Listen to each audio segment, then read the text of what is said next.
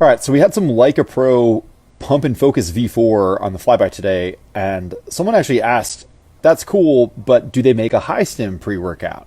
And they do. And in fact, we have these 9 volts on a bit of a sale, and I think it's just because the market moves very quickly and things get lost in the shuffle. But I did want to take a moment and show you what I think makes this very innovative. So it was like a limited time offer from Leica Pro. And the premise is 9 volt because 9 ingredients, 6 of which are trademarked ingredients. But there's one really cool synergy here that I don't think is landing or, recognized by many. So this is a huge dose tyrosine, 3 grams, very, very generous dose. I would say industry average is something like 500 milligrams to 1,000. So this is something like 3 to 6x the standard dose. And tyrosine, as many of you guys might know, is a precursor to L-DOPA, which will form dopamine, and then from there, norepinephrine, and ultimately epinephrine as needed, and epinephrine levels skyrocket. You know this hormone or this neurotransmitter as adrenaline,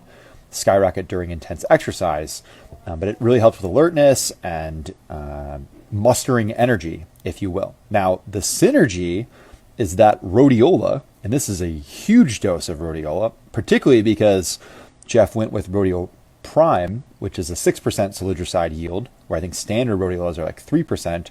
And there's also a half gram of rhodiola. In addition to some of its other anti-fatigue effects, one of the ways it works is it increases the expression of an enzyme called tyrosine hydroxylase. And what tyrosine hydroxylase does, you may have guessed, is it pulls tyrosine into L-DOPA, the precursor to dopamine, which then cascades down into what are called the catecholamines, which help with alertness. That's the adrenaline and noradrenaline, or epinephrine and norepinephrine.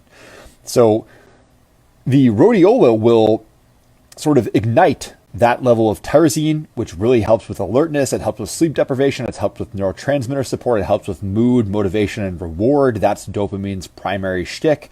Before your body will keep some as dopamine, and then it will convert some and sort of an as-needed basis to the energy and alertness, fight or flight neurotransmitters.